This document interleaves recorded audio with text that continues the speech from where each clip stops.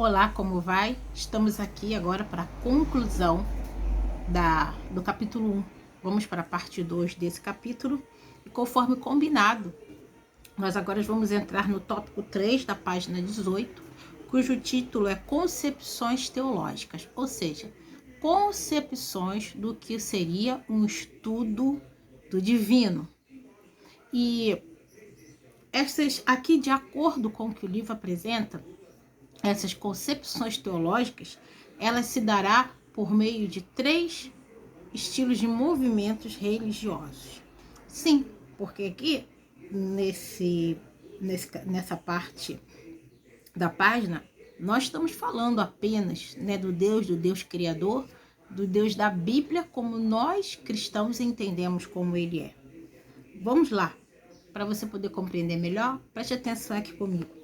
Aqui está falando de teocentrismo, monoteísmo e politeísmo. São os 3 termos de origem grega e vamos estudar as suas concepções teológicas. Lembra quando nós falamos, até talvez sejamos um pouco exaustivos, espero não falar mais isso, que teologia, a gênese da palavra é o estudo, não é? Logia é o estudo, e tel seria uma explicação mais específica, fala sobre divino, divindade. Pois bem, essa parte aqui confirma aquilo que nós já temos falado. Porque se teologia fosse apenas o estudo do Deus, da Bíblia, que confirma tanto o Antigo e o Novo Testamento, esses termos aqui não poderiam ser utilizados para concepções teológicas. Porque, de fato, na verdade, o estudo que está se apresentando aqui, está dizendo que no ponto 1.1, teocentrismo. Teocentrismo se refere à doutrina ou forma de pensamento que considera Deus como centro de tudo. Tudo foi criado por Ele. Porque, veja bem, existem algumas pessoas que até acreditam que existe em Deus, mas elas não aceitam que Deus é o Criador de todas as coisas. Como assim? Bom, existem alguns autores que eles vão dizer assim, até existe um Deus, ele até é soberano, mas no ato da criação do mundo, vamos supor assim, tá? Olha, isso aqui é um exemplo, apenas quero ser didática, não tanto específica, de uma maneira mais científica, mas como quem diz assim, por exemplo, Deus foi lá e deu aquele estalo, pum, que aí foi o Big Bang e tudo passou a surgir. Daí o próprio universo por si próprio vai se desenvolvendo, não necessariamente sem uma, vamos dizer assim, uma interferência divina muito forte. Ou seja, também, na existência da humanidade, nem sempre Deus nem sempre Deus controla as coisas. Sim, eu tive a oportunidade de ler um autor que ele tem essa visão e ele acredita, nas suas reflexões, que como se Deus apenas ficasse lá sentado ali, no alto subemitrono, observando, sem muita interferência. Então, a doutrina teocentrista que nós entendemos é o Deus que está no meio de nós, tanto que mandou o seu Filho, e que permanece no meio de nós por meio do seu Espírito, da sua graça, do seu amor, da sua presença, com seus olhos inclinados para ver, para contemplar, e busca aqueles que o coração é totalmente dele. E é o Deus que também, como diz a Eclesiastes, que a chuva cai sobre bons e maus. Então, Deus abençoa tanto aqueles que se consideram bons, como aqueles que são julgados como maus ou se consideram maus. Claro, nós entendemos também a teologia, do termos julgamento divino, mas até aqui Deus tem nos dado oportunidade para a salvação. Então, o que nós entendemos é que realmente Deus está no centro de tudo, tudo foi criado por Ele, e Ele dirige as coisas, não nos deixa abandonar. Agora, 1.2 fala sobre monoteísmo. O que seria monoteísmo? Acreditar no Deus da Bíblia? Não. Queridos, caracteriza um sistema religioso que admite um só Deus. pode ser dividido em dois monoteísmos. O monoteísmo explícito, no qual se presta culto efetivo a Deus, ou implícito, no qual falta este culto público. Deus não é cultuado, mas está presente de alguma forma. Então, o monoteísmo, a pessoa pode acreditar num só Deus, mas apenas ter aquela consciência. Se alguém perguntar alguma coisa, ele diz, não, acredita em Deus, né? Essa pessoa é monoteísta, sim, mas ela não pratica, como no caso quando o culto é explícito. Agora, o monoteísmo, ele não se dá apenas, né, acreditar, como disse para vocês, no Deus da Bíblia. Os islâmicos são considerados monoteístas, que eles creem em um só Deus. Alá é o seu profeta, tá? Mas Deus, só o único que é o Criador de todas as coisas. E o judaísmo é monoteísmo, tá? Que crê no Deus, que é aquele Deus que fazemos referência no Antigo Testamento, mas assim, eles não reconhecem Jesus como, quer dizer, os judeus que nós temos judeus que hoje creem em Cristo, mas tem um grupo que não. Então esse grupo é monoteísta, sim, mas Jesus Cristo para eles foi apenas uma pessoa que passou pela terra. E nós temos uma outra religião que é monoteísta, que é o zoroastrismo. Eles creem num só Deus, numa só manifestação divina, tá? Mas não, nós vamos entender, né, que tem que tomar até um pouco de cuidado com as palavras, porque esse vídeo pode ser assistido por pouquíssimas pessoas, mas pode cair de repente em alguém, né, que pode se sentir ofendida. Embora pareça ser uma realidade tão distante da nossa. Então, o pessoal da doutrina Zoroastra, eles não têm outras divindades como referência, apenas o único Deus deles. Agora, temos o politeísmo. É a crença em muitos deuses. É um fenômeno religioso que se encontra em quase todos os povos e civilizações.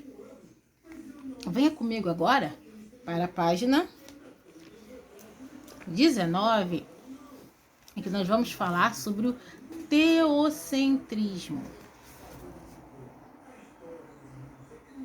Dentro da concepção teológica de teocentrismo, aqui nós estamos, o objetivo da página 19 é glorificar e exaltar o nome do nosso Deus. Então isso você pode conferir mais tarde, acompanhando a leitura completa. O monoteísmo e politeísmos no número 3, o tópico número 3. O monoteísmo é essencialmente bíblico. Somos exortados a crer e adorar um único Deus. Portanto, o cristão é monoteísta, pois crê e pratica este mandamento. O grande problema é a distorção desse mandamento, direcionando tal adoração para outros deuses, outro Deus, ou pervertendo a concepção de Deus verdadeiro. Então, para nós cristãos, esse material é feito, né, para os evangélicos. Nós entendemos como distorção e um equívoco a crença em outra divindade, embora nós temos a obrigação de respeitar as pessoas, é claro, né, dentro da sua crença. Mas entendemos o principal aqui. Nós precisamos entender que o monoteísmo é o tipo de religião que praticamos, mas também existem outros grupos que são monoteístas, como já falamos anteriormente. Agora, o tópico 4, os 3 principais segmentos religiosos monoteístas. Então, os principais segmentos religiosos monoteístas, que têm um único Deus, faremos menção aqui ao judaísmo, como foi dito. Para nós, o judaísmo é uma mentalidade que ainda falta que precisa ser completa no Antigo juntamente com o Novo Testamento, e para eles o Antigo Testamento e ponto. Ainda que o judeu leia o Antigo para pesquisar e conhecer essa variante, mas muitas das vezes não com o objetivo de crer e ser edificado. Outra variante dos segmentos religiosos monoteístas, na página 22 nós temos o cristianismo, e na página 24 nós temos o islamismo, como eu falei para vocês. Pouco, né, eu vou falar assim, se aproxima da nossa fé espiritual, Mas, numa visão das ciências da religião, tá? Eles são considerados e são, de fato, monoteístas. Porque eles creem no único Deus, independente de como este venha a proceder, se manifestar ou pensar. Bom, na página 21, nós temos aqui sobre as mais diversas expressões do judaísmo. Para nós, é muito importante levarmos em consideração que não é porque a pessoa é judia, judeu, que ela segue os princípios da religião como o Antigo Testamento propõe. Então, nós temos os judeus ortodoxos, que são os judeus que observam rigorosamente os preceitos. E aqui, dentre as manifestações do judaísmo ortodoxo, nós temos 2 fotos aqui na nossa apostila. Aqueles homens, né? A exemplo deles, que também tem outros que não vivem em Israel, mas aqui tem 3 senhores à sua direita, que estão vestidos de preto, com o chapeuzinho na cabeça. Normalmente ficam no Muro das Lamentações, às vezes no ato da oração, da leitura, do texto bíblico, diante ali do muro. Você pode conferir que eles estão assim, ó, declarando, né, aquilo que manifestando a sua fé, a sua crença. Esses chamamos de judeus ortodoxos. Temos os judeus conservadores, são judeus que seguem as leis e praticam o judaísmo tradicional. Porém, eles consideram que o judaísmo não é uma fé estática, mas uma religião que se adapta às novas condições. Então, os conservadores, eles entendem que muitas das vezes, para manter a fé, a religiosidade, é necessário se adequar a algumas questões, mas alguém poderia dizer, nossa, que absurdo, já que eles são judeus, teriam que cumprir rigorosamente. Olha, irmãos, vamos falar por nós, né? O cristianismo. Quanta coisa o cristianismo mudou e se adaptou. Se nós formos olhar o cristianismo primitivo, nós temos as marcas do cristianismo primitivo. Mas quantas coisas, às vezes, do próprio cristianismo primitivo que os primeiros cristãos praticavam, e nós hoje não praticamos mais? Quer ver só um exemplo? Em Atos dos Apóstolos, os irmãos e as irmãs na fé, eles tinham a seguinte prática no livro de Atos, né? Em Jerusalém. Eles pegavam, cada um dava o seu valor, ou poderíamos dizer hoje, daria o seu salário, alguma coisa, vendia uma propriedade, entregava para os apóstolos, tudo era dividido irmanamente. E aí? Vamos cumprir Atos dos Apóstolos? Vamos fazer o seguinte, vamos nos reunir, cada um pega o seu salário, coloca, deposita e aí divide. Quantos somos na turma? 10? 12? 7? Imagina você pegar lá o seu salário e divide com todo mundo. Mas aí você vai dizer, mas e as casas de Bahia? A minha conta de água, a minha conta de luz. Pois é, naquela época eles não tinham conta de água, eles não tinham conta de luz, eles não tinham as casas de Bahia, eles não tinham que pagar o ponto frio, eles não tinham boletos, eles não pagavam a faculdade, o curso. Você entendeu, irmãos? Até nós mesmos. E muito interessante nós percebemos isso quando nós estudamos história da igreja. Nós, nessa disciplina, podemos contemplar uma visão básica de como funcionava a estrutura da igreja antiga, como ela vai, ao longo do tempo, ela vai se modificando para chegar a ser a estrutura que é hoje. Irmãos, os primeiros cristãos, as igrejas não tinham CNPJ, e nós temos que ter. Então, são tantas coisas que modificaram. Então, nós mantemos o preceito bíblico, a raiz bíblica, mas se nós formos achar, não, vamos viver aqui ao pé da letra. Muita coisa precisou ser adequado. E eu não quero dizer que o ortodoxo é melhor que o conservador e vice-versa. Não, até porque o principal que falta na verdadeira religião de Deus, que falta realmente, é reconhecer Jesus Cristo como Senhor e Salvador. Isso é o mais importante. As outras coisas, né, a gente vai levando. Temos os judeus reformadores, são os judeus que rejeitam a visão de que a lei judaica deve ser seguida pelo indivíduo de forma obrigatória. É um movimento que defende a introdução de novos conceitos e ideias nas práticas judaicas com o fim de adaptá-las ao momento atual. Então, os judeus reformadores são mais progressistas, têm uma visão mais secularizada do que os judeus conservadores.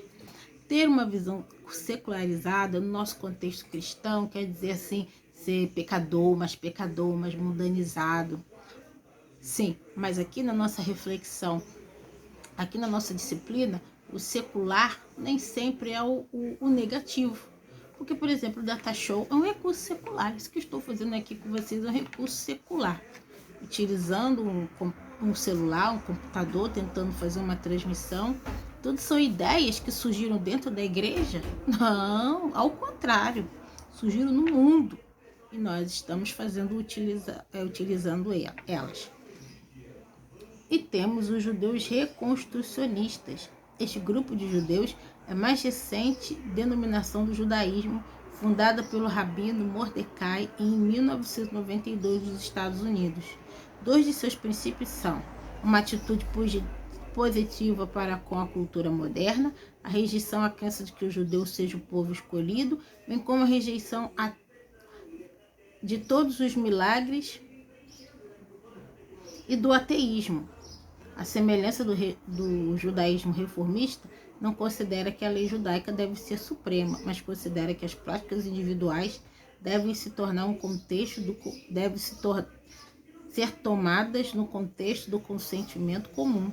Então, eles já têm uma visão muito mais ampla.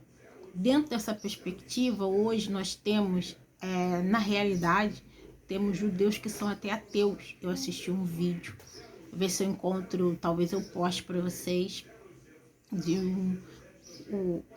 um filósofo entrevistando que também é judeu, mas ele não acredita mais em Deus, e em contraponto com outro, que se eu não me engano, que até acreditava também.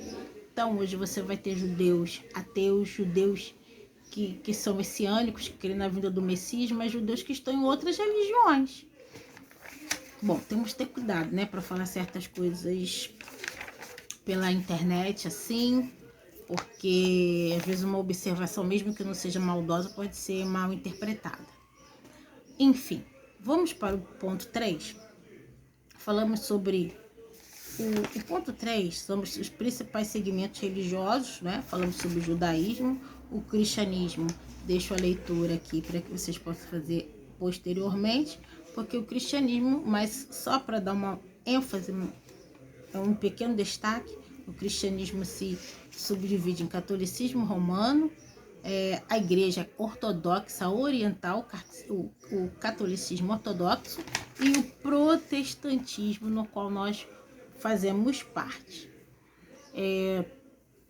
Esse curso é um curso de introdução à teologia, no qual você, aluno do ITQ, irá, por essa apostila, passar brevemente pelos conteúdos das outras disciplinas de teologia sistemática e até de história da igreja. Então, não cabe aqui necessariamente discutir exaustivamente sobre esses assuntos, porque é apenas um preparo para que você possa dar seguimento às disciplinas de sistemática e muito brevemente sobre a história da igreja, que me é muito cara, particularmente falando. Então, irmãos, aqui vamos estar passando para o último segmento do monoteísmo, que é o islamismo. Eu quero compartilhar com vocês um pouco sobre a origem do islamismo. Estamos nos momentos finais dessa nossa última transmissão e vou contar para vocês por alto a história de forma bem breve. Bom, nós vamos ter, a partir do ano 622 depois de Cristo, um homem chamado Maomé, que vivia na Arábia, que é um território no Oriente Médio, próximo a Israel, né, próximo à África. E esse moço, ele vai ser um vendedor. Ele é analfabeto, não morreu sem saber escrever uma palavra.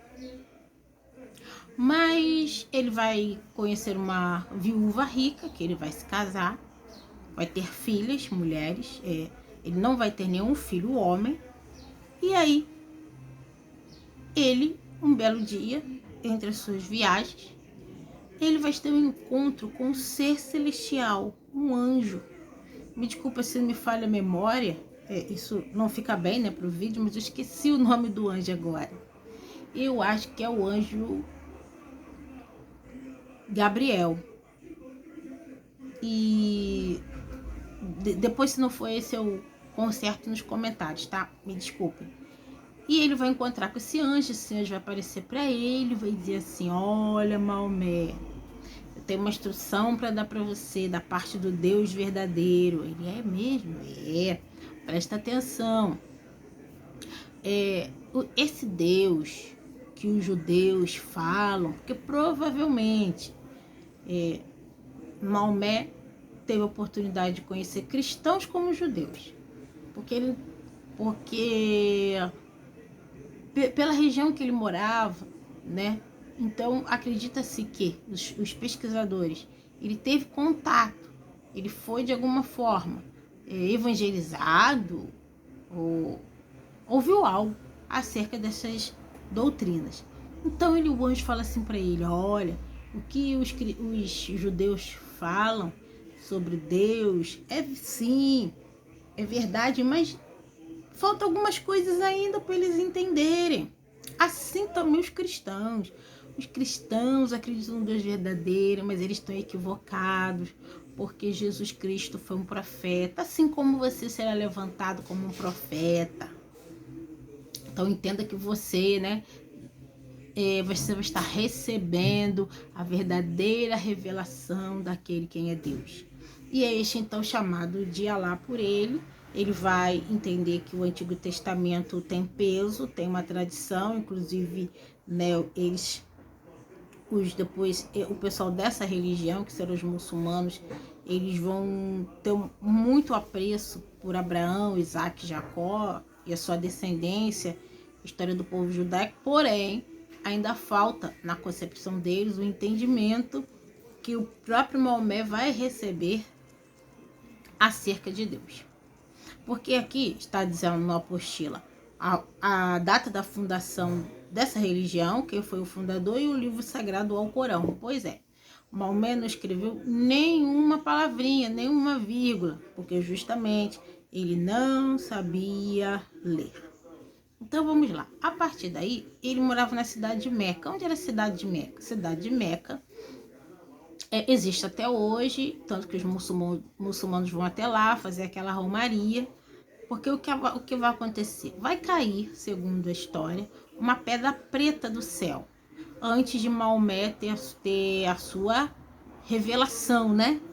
E o povo daquela região vai entender que aquela pedra foi enviada pelos céus, pelos deuses do céu. Então aquela pedra ficava ali, e em volta tinha a representação dos deuses daquele povo, daquela região. Então as pessoas muitas das vezes iam para lá cultuar. E aquilo, gente, onde tem religião, tem comércio. Vocês vêem na igreja. Temos a fé, cremos em Jesus, sim, mas sempre tem o almoço, o encontro, o congresso. Se tiver um congresso, tem que fazer a camiseta, que sem camiseta não tem congresso. Não é verdade? Então, quem trabalha com crianças tem que, às vezes, arrecadar um fundo para fazer um evento para as crianças. Então, de certa forma, a maior parte das coisas que os religiosos fazem gira em torno do dinheiro, porque é necessário, né? Precisa arrecadar para construção, para reforma, enfim. Então, ali onde tinha aquele espaço com aquela pedra preta coberta por um pano, né? Por uma tenda, por um lugar assim, e tinha aqueles deuses, a galera ia para lá e aproveitava e comprava, gente. O cara veio de longe. O moço tá vendendo lá um lanchinho, uma coxinha, um risole. Tô brincando. Naquela época eles não comiam isso, não. Mas tem as necessidades. Então, onde tem as pessoas, você pode investir também para vender não só coisas referentes aos deuses, mas para as necessidades pessoais das pessoas. E Maomé vivia ali, e ali ele começou a passar os seus novos ensinamentos. Só que assim, ele foi aceito, mas o problema é que o pessoal, poxa, ele, né, tá falando essas coisas aí, e porque aí depois a gente vai deixar de servir aos nossos deuses? Como é que vai ser isso aí? Devido às muitas questões, Maomé, ele tem uma saída de estratégia. de Meca para a cidade de Medina. Então ele se afasta daquela região e vai para uma outra região, que é Medina. Ao chegar lá em Medina, ele vai, por meio do ensino, né, de uma pregação, ele vai converter aquelas pessoas ali que vão aceitar a doutrina dele e vão passar a crer no Deus. E ele tem um grande apoio populacional, ao ponto dele sair e ir para Meca. E ao chegar em Meca, ele vai conseguir uma adesão maior quando vai voltar para Meca. Ele vai ter uma adesão maior. E aí vai haver uma transição naquela região, daquele povo, daquele lugar chamado Arábia. E aos poucos as pessoas vão começar a se converter ao islamismo, a essa religião. Mas e aquela pedra preta? Maomé, para não acabar com a pedra preta, o que os pesquisadores acreditam que o que caiu ali foi um meteorito. Nós aqui do Rio de Janeiro, nós temos, né, porque ela não se destruiu, quando ali o museu pegou fogo na Quinta da Boa Vista, um meteorito que está lá exposto no meio daquele fogaréu está bonitinho lá. Precisa de talvez de um lustre, né, de um capricho, mas ele não se derreteu com as chamas, tamanha a força desses materiais, desses minerais espaciais. Então ele olhou para aquele meteorito, o que eu faço com essa pedra preta? Aí ele falou assim, gente, olha só, essa pedra foi enviada por Deus, por Alá, e ela é preta porque simboliza os pecados da humanidade, que estão sobre ela para redimir a humanidade. Bom, foi uma exposição muito breve do que seria o islamismo, mas aqui nós concluímos a nossa segunda parte do capítulo 1.